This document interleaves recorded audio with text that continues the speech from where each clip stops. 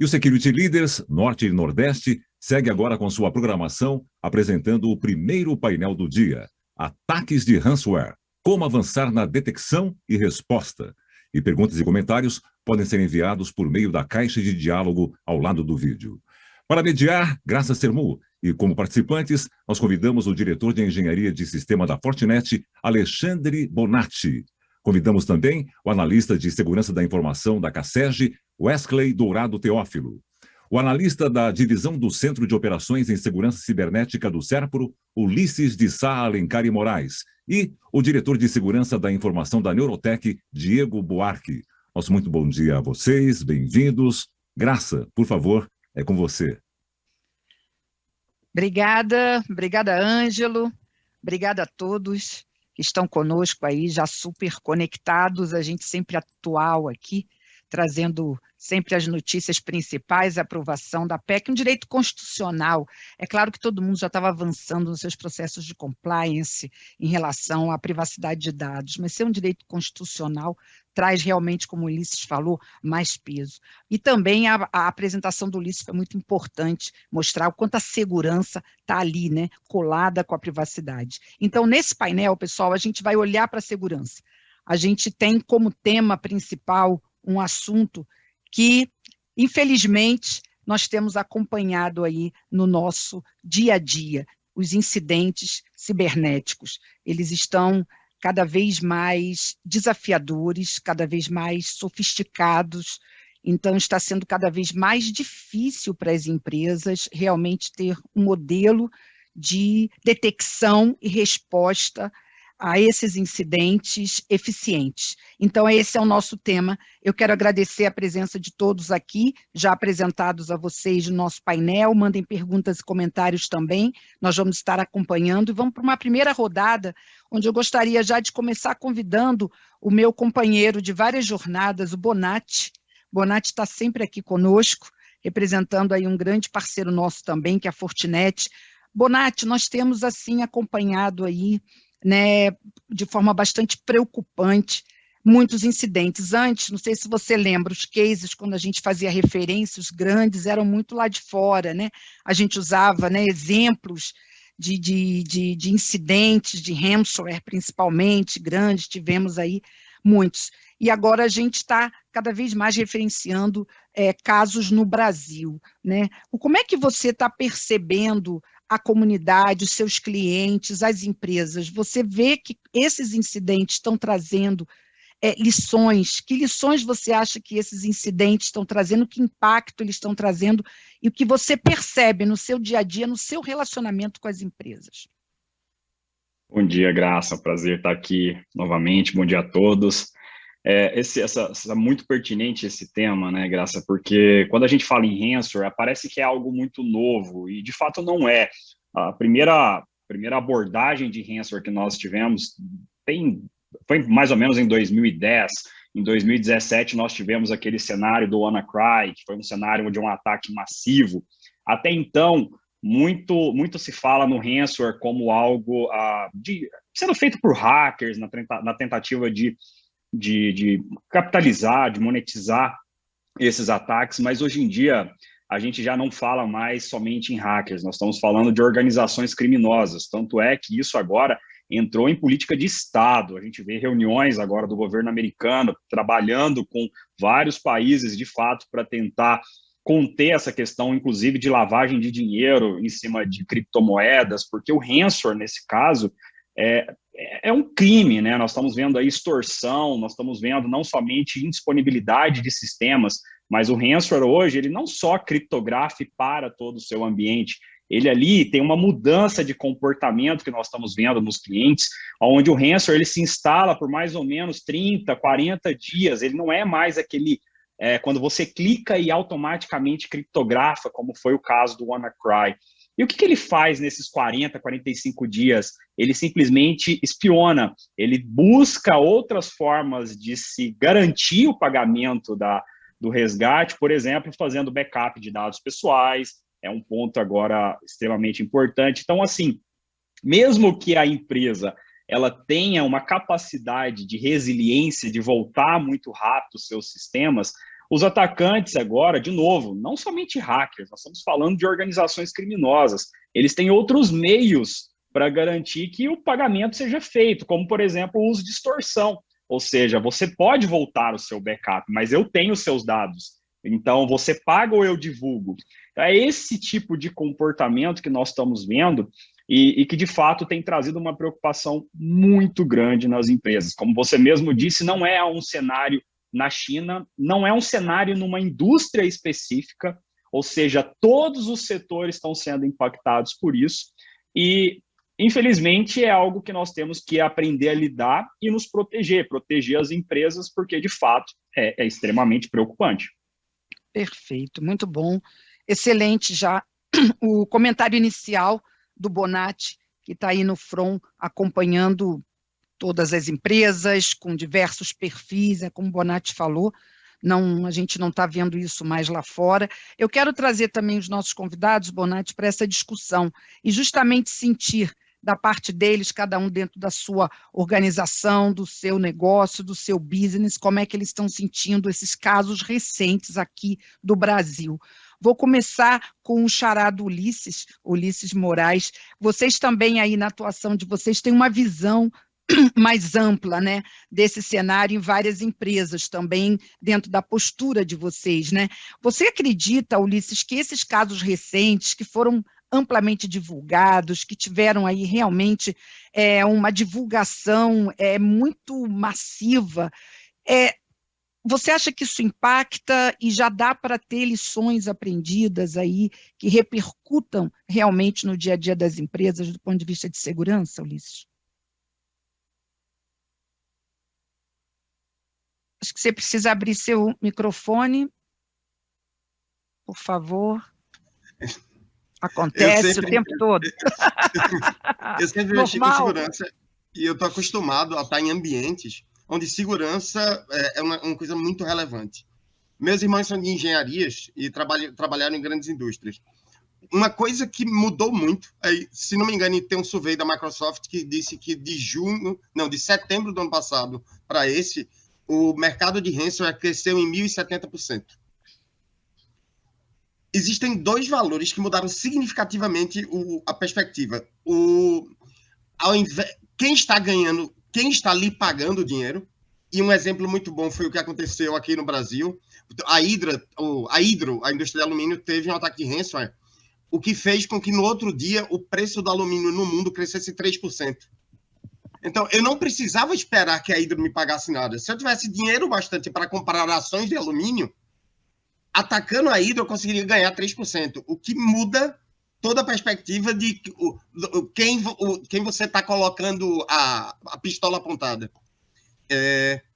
Isso fez com que vários setores que nunca colocaram segurança da informação em primeiro lugar, porque não eram empresas que nasceram em TI, começassem a colocar. Deixa eu ver. Além disso, o que a Covid trouxe foi que todos os serviços de ataque à infraestrutura governamental ganhassem um plano muito, muito superior ao comum. Outras escusas. A Colonial Pipeline teve que pagar 4,4 milhões. A JBS pagou 11 milhões. Mas o que mudou essencialmente foi isso. O cara não está esperando receber só de quem está sendo atacado. Ele pode simplesmente se focar em ganhar dinheiro prejudicando a empresa. Para mim, isso colocou a segurança dentro de todas as empresas, não importando o tamanho dessa vez. Perfeito. Muito bom. Excelente comentário. Vamos ouvir um pouquinho mais sobre essa primeira rodada. Vou chamar o Wesley. Wesley, como é que você está acompanhando isso e na sua rotina, que lições você acha que já dá para não totalmente aprender, porque eu acho que a gente tem muita lição a aprender com tudo isso, né? Mas o que já inicialmente, na sua opinião, muda com esse cenário tão próximo desses ataques aqui no Brasil? Precisa abrir seu microfone também, Wesley, por favor. Agora sim. Bom dia, né? Obrigado pelo convite. Bom dia a todos que estão assistindo. Lembrando daquele dia, né, do ataque do WannaCry, né? Eu lembro que o ataque começou ali pela Europa, foi chegando aqui pelo Brasil, a gente está aqui no Nordeste, lembro de colegas, né, ligando aí do Sul, Sudeste, chegando, quando foi ver, já estava em empresas aqui que estão do nosso praticamente, né? Então, é mais ou menos assim. Desde esse dia, aumentou bastante a questão da conscientização da alta gestão para esse fator, né? Para esse risco, né? A gente pode lembrar que há pouco tempo atrás, quando a gente fosse fazer um plano de continuidade de negócios, os maiores riscos apontados ali estavam mais para desastre natural, né? Hoje em dia, o topo ali é ataque cibernético, né? Então, quais as lições que a gente tira, por exemplo, desses últimos eventos, né? Por exemplo, a gente pode ver que fazer o básico é o essencial. Vai fazer funcionar tudo, segurança em camadas ali, conscientização dos usuários, né? Visibilidade e monitoramento do ambiente. Então, esse tipo de coisa a gente tem que fazer, atualização de patch, né? Backup.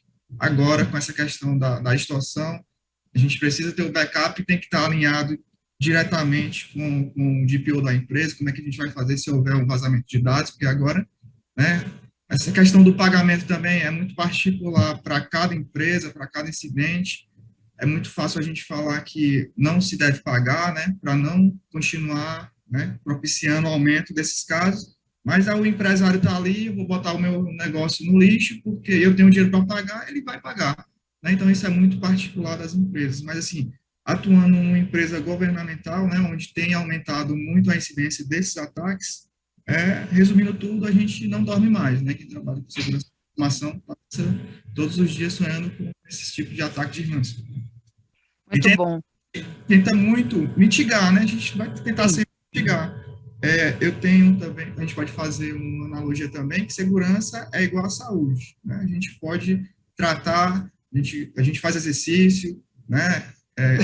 Tá bem, mas a gente não pode garantir que a gente não fique doente, né? Mesma coisa com segurança. A segurança tem que ser constante, né?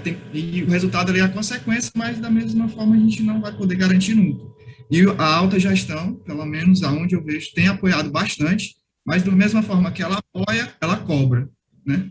Então, tudo que você está querendo, mas, por outro lado, eu não quero que isso aconteça. E isso, infelizmente, a gente não pode garantir, né? A gente continua sempre mitigar e diminuir esses impactos aí, de caso um incidente ocorra. Perfeito, muito bom, Wesley. E 2 pontos que você colocou, acho bastante interessantes, né? A questão do básico, que é sempre tão difícil, porque básico não quer dizer simples, né? Na segurança, o básico muitas vezes é complexo, porque ele exige, né, uma série de processos, e isso realmente não é fácil no dia a dia, né, com a dinâmica dos negócios, da própria área de segurança também, e esse impacto que, com certeza, esses incidentes, né, infelizmente, que acontecem aqui no Brasil, acabam mobilizando também, envolvendo a alta gestão. Muito bom. Eu quero trazer o Diego Buarque, já um recado aqui, ó, o comentário do Marcelo Bronzatti, dizendo, obrigado, muito bom acompanhar o Diego, o Neurotech está ligado aqui no painel, então, Diego, já tem uma turma aqui acompanhando, mandem perguntas aí, vocês que estão acompanhando. Diego, já tivemos aqui numa primeira rodada rápida, né, já avaliações do impacto, né, inclusive o próprio Wesley falou sobre o básico, né, sobre a gestão envolvida, as questões também relacionadas, como o Bonatti falou, não basta só pagar o resgate, tem extorsão junto, tudo isso para você, né, o que na sua visão tem ficado realmente como lição aprendida de tudo isso? Diego. Primeiramente, bom dia, Graça, bom dia a todos e a todas, né? É um prazer estar participando desse painel pela primeira vez. Um ponto, né, que a gente pode avaliar também é que a vida de quem trabalha com segurança da informação nas empresas ficou um pouco mais fácil. Quando a gente diz um pouco mais fácil é porque a gente não tem que mais justificar orçamento para que a alta direção invista em segurança da informação, porque o motivo está óbvio, todo mundo tem acompanhado as notícias, está vendo. E como o Alexandre mesmo pontuou, é notório de que quando o ataque ele vai se aproximando, né, da empresa, vai se aproximando da nossa realidade, a questão que para, né, que sempre e se acontecer com a gente? E se formos a próxima bola da vez, o que é que vai acontecer? Então, é natural que a gente vai tentar extrair, né, as lições aprendidas dos casos. Então, o caso da Renner, né, onde o pessoal conseguiu restabelecer o ambiente de forma rápida. Isso mostra que é importante ter um plano de ação, é importante ter um plano de recuperação de desastre. É uma coisa que é muito importante, né, que as pessoas ainda não fazem, as empresas ainda não fazem bastante, é a simulação da ameaça, que é, aconteceu, e agora? O que é que poderia ser atingido, né? O que é que pode ficar aqui fora do ar? O que é que pode me impactar? O que é que vai impactar no meu negócio, né? Então, isso é muito importante de a gente se questionar, de a gente aprender com o que foi visto e, como o Wesley pontuou, sobre essa questão do pagar ou não pagar, né? Eis a questão. Eu acho que isso depende muito da realidade de cada empresa, porque a gente sabe que a indisponibilidade ela causa prejuízo e tem que se pesar se o valor daquela indisponibilidade justifica ou não o pagamento do resgate ou não, e também tem outros casos, como já foi pontuado também, que não é mais um ataque feito o WannaCry que a gente tinha, que era uma simples distribuição de ransomware, né? Hoje a gente tem grupos mais especializados, focando em empresas e avaliando qual o valor exato de resgate que essas empresas podem pagar, né? Então, fica de lição aí aprendida e a preocupação, a gente ter excelentes planos de recuperação de desastre, ter a parte de backup, entender as nossas fragilidades, né? E estar preparado para a ameaça que ela é real e que pode, sim, atingir todo mundo. Perfeito, excelente. Bom, depois dessa primeira rodada, eu começo a trazer também perguntas da plateia, já tem comentários aqui, e quero deixar também vocês que estão aqui conosco participando bastante à vontade para pedirem a palavra. Nós temos aí, em reações, aí, a possibilidade de vocês pedirem a palavra. O nosso segundo tópico, que eu selecionei, tem bastante a ver com o que o Bonatti colocou no início, né? Nós tivemos aí o WannaCry como modelo, né, massificado de ataques. Hoje a gente vê que os ataques são sofisticados e muito bem direcionados, e muitas vezes, né, através de uma credencial, começa uma movimentação lateral, e isso o Bonatti chegou a falar em 30, né, Bonatti? 30, 40 dias aí. Então, vamos falar um pouquinho desse processo de detecção e depois a gente fala do resposta a incidente. Então, Bonatti, só para deixar mais claro, esse processo de detecção, muita gente fala, a ransom não tem como ter processo de detecção, porque vai chegar lá a telinha, vai chegar lá a mensagem, mas você está falando de 30, 40 dias de movimentação. Então, a gente pode falar de detecção de ataque de ransomware, a gente pode falar em evitar, no sentido de detectar e tentar evitar. Explica um pouco para a gente essa questão, Bonatti. Sem dúvida, Graça. Essa detecção, como eu disse, o WannaCry foi algo massivo. Massivo, a gente já não está vendo mais esse comportamento. Esse comportamento hoje ele é direcionado. E direcionado, a empresa ela não busca somente a criptografia, ela busca o atacante, nesse caso. Ela busca sucesso no resgate. Então, ele vai fazer o que ele puder para garantir isso. Então, esse comportamento de se manter dentro da infraestrutura por 40, 45 dias, isso é comum agora. Então, não é mais aquele você executa o arquivo e toda a sua rede está parada. Quando a gente fala em detecção, eu quero chamar uma atenção aqui. Todo mundo aqui é de tecnologia, a gente sabe que a gente sempre foi acostumado na detecção de infraestrutura de tecnologia no up e down. Ou seja, se está tudo funcionando, eu não preciso me preocupar. Quando dá um down, é um alarme, eu atuo. O que a gente precisa aprender com esse modelo? Esse modelo não funciona mais. A infraestrutura funcionando, todos os alarmezinhos verdes dizendo que está tudo up e rodando bem, não quer dizer que não está acontecendo algo de muito grave ali. Então, quando a gente olha a infraestrutura agora, como um todo, servidores, suítes, equipamentos, a gente não pode mais somente naquela velha preocupação de se está tudo rodando. A gente precisa entender o que está rodando, como está rodando, de que forma, se tem algum tráfego ali que ele é diferente. Porque o que acontece? Quando a gente olha os casos que aconteceram, na sua grande maioria, os rastros eram evidentes. Só que eram rastros isolados. Por exemplo, você pega servidores que tinham, quando você acessava o servidor, tinha vários logs ali de 30 dias de erros de credenciais. E aí, quando você olha o tráfego do firewall, você via que tinha um tráfego muito alto partindo para IPs internacionais, saindo da sua infraestrutura.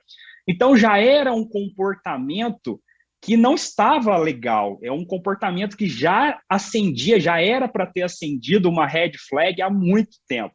Então, quando a gente pensa em detecção de ransomware, a gente precisa mudar a mentalidade de up e down. Agora a gente precisa entender o comportamento da rede. As empresas fazem isso muito bem com segurança física. A gente tem centros, qualquer empresa hoje, centros de monitoramento, câmeras, olhando ali o ambiente 24/7.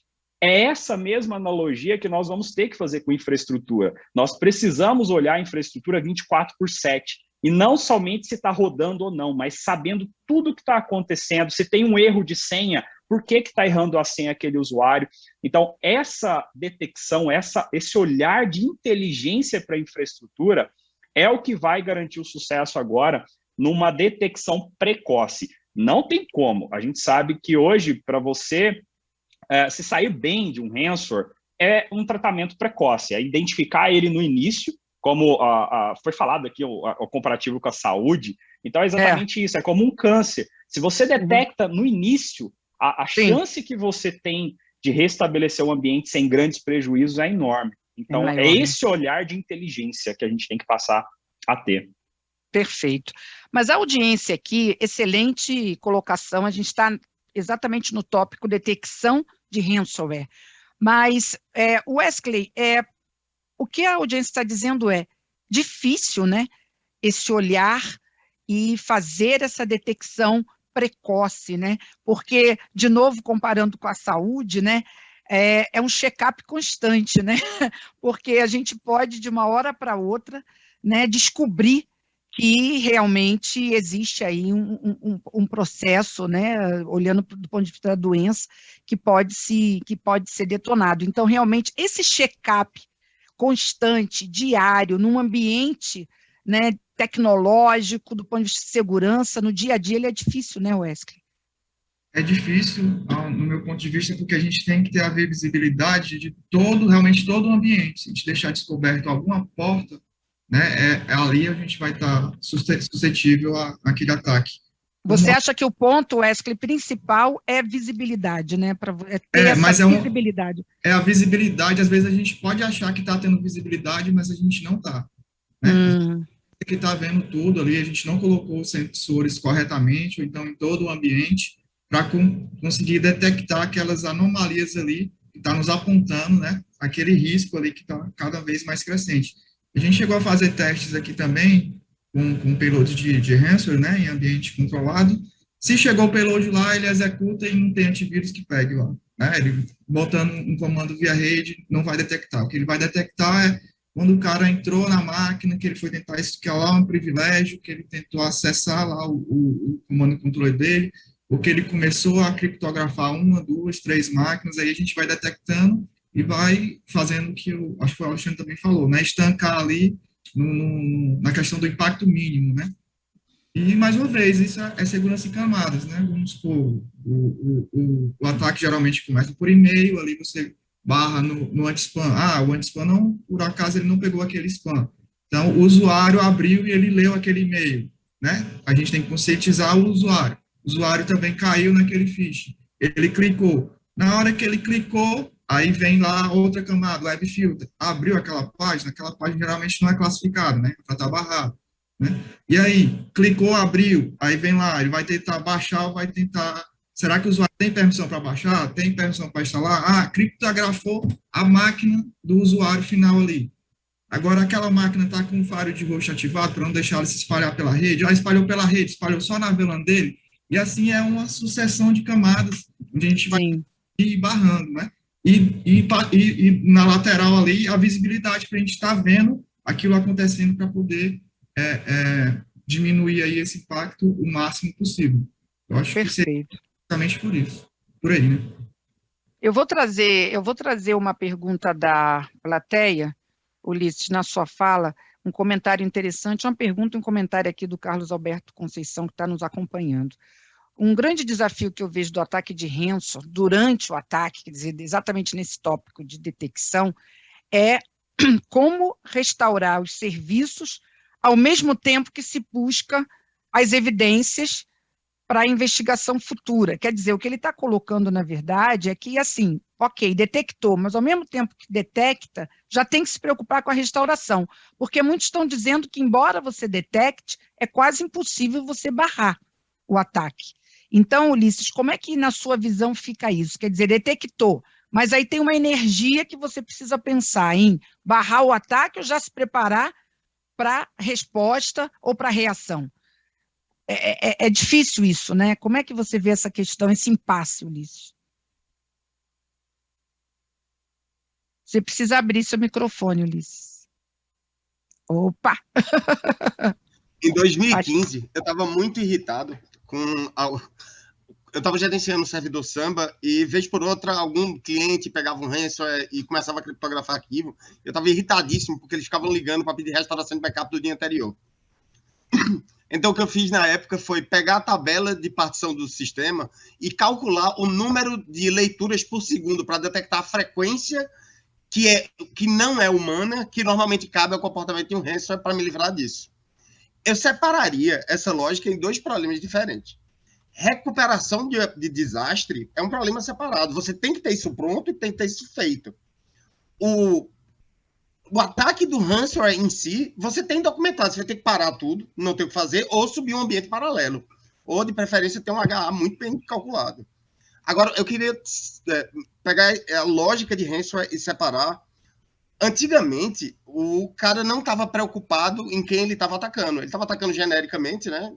Se o criptografei seus arquivos, quer me pagar, manda por aqui. O que aconteceu agora, aconteceu no Brasil com grandes empresas, foi o ransomware, na verdade, a lógica de criptografia acontece muito depois da invasão. Inclusive, o próprio payload do ransomware não é carregado. O cara vai e infiltra. Eu acho que teve um paper do Google que mostrou que o tempo médio para se descobrir quando a empresa foi comprometida depois de um grande evento é 4 meses. O cara chegou, passou 4 meses entrando, analisando, para poder fazer coisas que são ataques muito mais reais.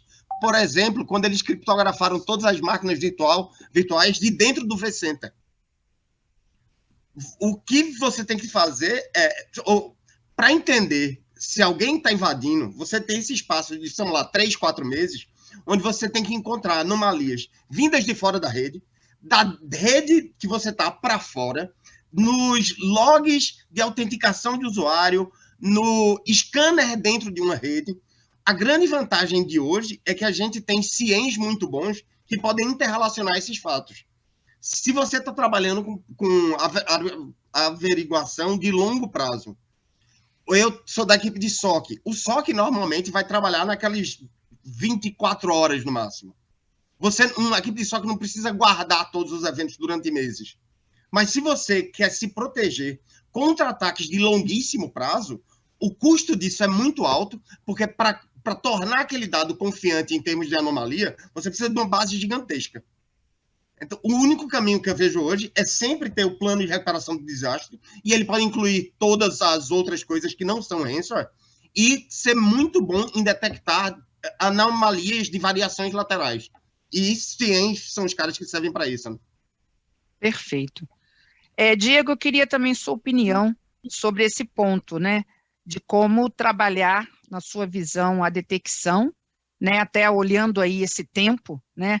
O Bonatti falou, agora o Ulisses, né? De certa forma, até esticou, aumentou ainda, né? A gente vê prazos aí até maiores, né? Onde há essa movimentação, mas, ao mesmo tempo, o Wesley pontuou o desafio de você ter essa visibilidade e poder acompanhar tudo isso, né? Então, na sua visão, como que a detecção, né, no caso de ransomware, ela pode ser aperfeiçoada, mesmo como você já está sofrendo o ataque, um ataque em curso, né?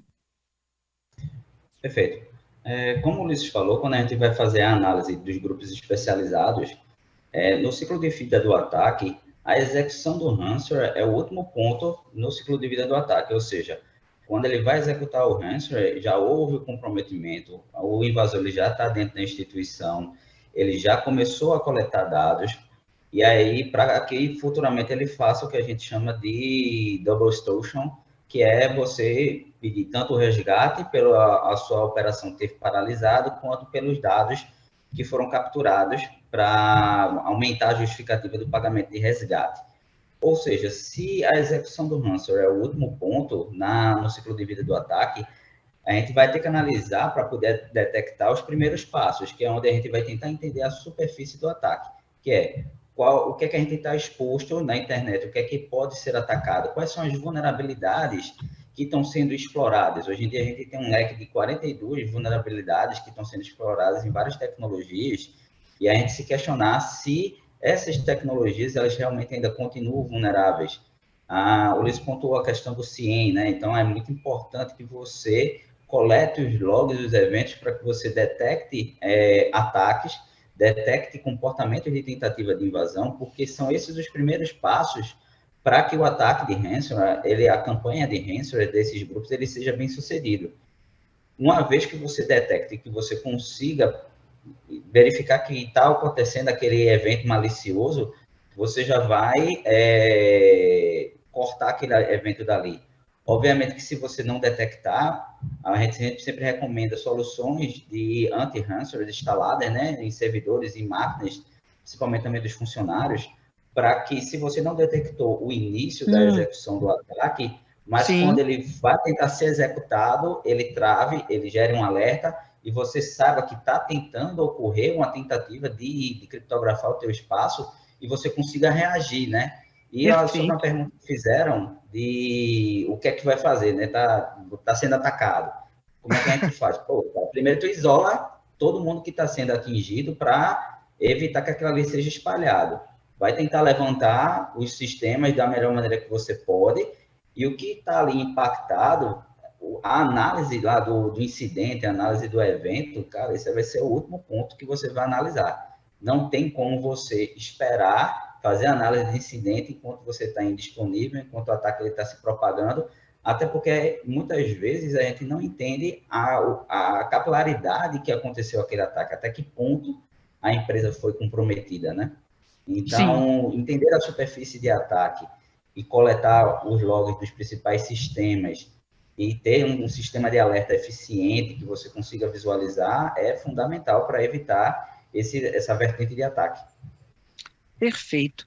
O tempo voa, né? Os nossos painéis de Security Lead são super rápidos, então minha equipe aqui já está me sinalizando que a gente já está indo para os minutos finais, mas eu queria uma última rodada com vocês, justamente no último tópico. A gente já falou sobre isso, já tocou nesse ponto, que é o caso da recuperação, né? Ou da resposta, enfim.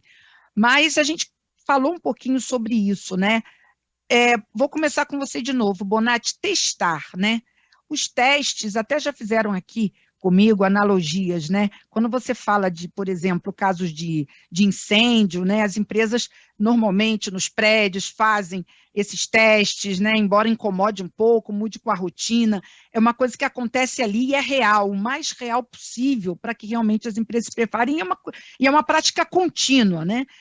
Os testes que são feitos nas empresas em relação a incidentes, você percebe que eles têm esse nível de realidade para a empresa, para a área de segurança toda, está acontecendo estamos sendo atacados agora. Como é que nós vamos agir? Como é que vai agir a segurança? Como é que vai agir a TI? Como é que vai agir a comunicação? Como é que vai agir o BOD para a empresa? E vamos tentar ver o que vai acontecer. Você acha que esse tipo de treinamento ele está acontecendo da forma como deve ser, real, efetiva? Bonatti, quanto que é difícil fazer isso?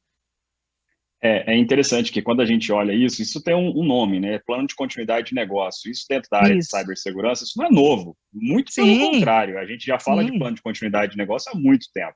Agora, o que é mais interessante é que o plano de continuidade de negócio, até então, as empresas priorizavam o que é o core business da empresa. Ou seja, e se o core business da empresa parar, como que a gente recupera?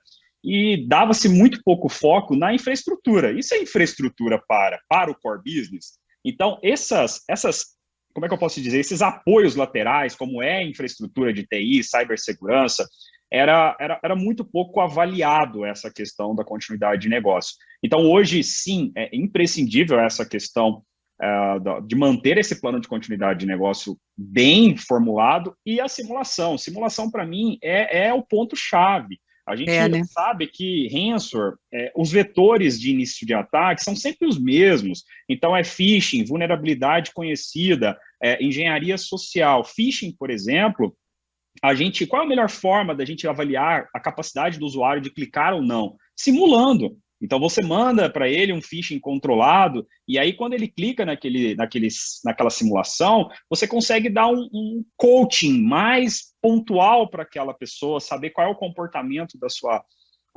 das pessoas de uma maneira geral. Então, simulação, para mim, é tudo. E, de uma maneira geral, até pensando tudo que a gente já falou em ransomware, isso está muito ligado a 3 pontos. Quando a gente fala de detecção e mitigação, a gente tem que pensar o seguinte: o ransomware, nesse caso, a primeira questão é ter visibilidade. A gente falou muito sobre isso. A segunda ponto é integração. A infraestrutura ela precisa estar toda integrada para você conseguir correlacionar o que está acontecendo. E o terceiro ponto, gente, é a automação. Tudo que a gente falou de detecção é impossível, é humanamente impossível ser tratado por humanos. Essa rápida resposta na detecção. Então, usar a tecnologia que nós temos hoje, inteligência artificial, machine learning, para poder fazer essa automação, é a arma que nós temos para usar, porque eles estão usando essa arma para continuar o ataque. Então, quando a gente olha esses três módulos, a gente precisa simular esses módulos também. Então, é simular a detecção, a visibilidade, a integração e, principalmente, a automação se está funcionando. Perfeito. Bom, para finalizar, eu tenho 2 perguntas aqui que eu queria deixar para tanto Diego, Ulisses ou Wesley, quem puder comentar. A pergunta é do Marcelo Bronzatti, ele diz: vocês não enxergam esses ataques direcionados, que muitas vezes eles são feitos para movimentar mercados? Por exemplo, os ataques recentes nos submarinos e CVC movimentaram muito o mercado de turismo. Então, era meu comentário final. Ok, pode ser para movimentar, mas qual o impacto desses casos dentro dessa cadeia? Qual o impacto disso dentro do próprio business? O que você acha, Diego? Você acha que isso tem aspectos positivos, negativos dentro da cadeia, do sistema? Sim, se a gente for analisar o cenário de ransomware no aspecto global, você vê que grandes grupos da Coreia do Norte, Rússia, China, eles têm se movimentado bastante, né, para realizar esses ataques. E se você também for analisar os ataques dos grupos especializados, você vê que são empresas que elas têm capital aberto na bolsa, em que o atacante ele consegue avaliar a capacidade de pagamento de um resgate e existe essa predileção. Então, quando você vai avaliar que os alvos preferidos dos grupos especializados são empresas que têm capital na bolsa e que estão vinculados a esses países também, você nota que existe sim uma tendência de influenciar o mercado, até porque alguns desses países eles têm adotado essa modalidade de ataque como uma forma de se capitalizar. Sim. Então, eles não têm uma forma de monetizar muito dinheiro. Então, você vê muitos grupos da Rússia, você vê pontos onde até são citados que o governo da Rússia estaria envolvido a determinados ataques. A Coreia do Norte faz esse tipo de ataque de sequestro há muito tempo para poder se capitalizar, para poder ganhar dinheiro, e a gente vê sim uma movimentação política para influenciar a questão da bolsa de valores, né, para poder se ter vantagens referente utilizando esse tipo de ataque. Então, acontece bastante. Hoje em dia a gente tem várias motivações para que o tipo de ataque de ransomware tenha crescido muito, né? Ataque de roubo de cartão de crédito é uma coisa que já está caindo, que não está gerando muito grana, ou então roubo de criptomoedas, né? Também já é uma coisa que a gente está vendo desacelerando um pouco, mas a modalidade de ransomware ele está sendo muito bem sucedido em vários aspectos, e o aspecto político, o aspecto de financeiro referente à bolsa é um aspecto sim que o pessoal tem utilizado bastante. É verdade, é verdade. E uma pergunta última aqui, que eu vou deixar tanto o Ulisses como o Wesley rapidinho podem comentar, que eu acho importante, é a pergunta do Alexandro Diniz, da Fundagem. Não estou falando de todas as empresas, mas muitas empresas da região também acompanhando. E eu vou trazer a pergunta dele, porque foi colocada por outros também. Como lidar com ataques coordenados de grupos quando a equipe de TI é mínima, tanto para detecção quanto para resposta? Um problema que a gente sabe que existe, que já tinha sido comentado aqui, desse desafio, quando você realmente tem recursos humanos aí bastante escassos. Quem pode só comentar rapidamente para a gente encerrar esse ponto? Eu vou usar o teu argumento do ano passado, eu acho.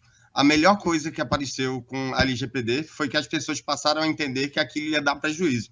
Então, a melhor técnica que você tem para proteger a empresa onde você trabalha, tendo uma equipe mínima, é descobrir o valor do prejuízo e apresentar para o seu gerente. Porque, cara, não tem como. Para você lidar com ameaças, com tantas ameaças diferentes simultaneamente, com pouco orçamento, é uma coisa meio impossível. É verdade.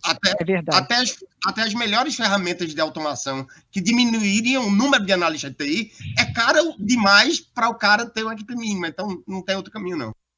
Perfeito. Muito bom esse comentário do Ulisses. Wesley, você quer rapidinho deixar sua mensagem, por favor, para a gente encerrar? Aí fica realmente bastante complicado, né? Se for baixo orçamento e baixa equipe... Fica difícil, né, Wesley? Aí tem que utilizar ferramentas livres, aí precisa de mais customização e precisa de mais pessoas. Cada pouca pessoa, pelo menos, tenha um orçamento maior, pode contratar melhores tecnologias que vão, né, minimizar a equipe, o tamanho da equipe, né? É mais ou menos isso. Se tiver os dois, fica muito difícil, realmente. E aí tem que buscar um equilíbrio aí entre pessoas, né? E talvez tecnologias aí de automação que vão superar um pouquinho esse gap aí de recursos humanos. Maravilha, pessoal, olha, excelente, eu acho que a gente começa aí com chave de ouro, muitos aqui já parabenizando, dando um alô aqui. Pessoal, continue com a gente, nosso primeiro painel tocou nesse ponto, tivemos a excelente colaboração do Alexandre Bonatti, muito obrigada, Fortinet, trazendo aí todo o seu conhecimento, a presença do Diego Buarque, muito boa, também trazendo sua visão, Ulisses Moraes e o Wesley, sensacional, eu agradeço muito a vocês que estiveram comigo nesse painel, a audiência que acompanhou, e vamos continuar, tem mais discussão, tem mais debate, já na sequência, uma apresentação sensacional do Diego, que já está aí conectado. Então, Ângelo, é com você. Para essa turma que ficou, muito obrigada, um grande abraço, continuem conosco. Tchau, pessoal. Obrigado, Graça. Obrigado, pessoal. Obrigadão, pessoal.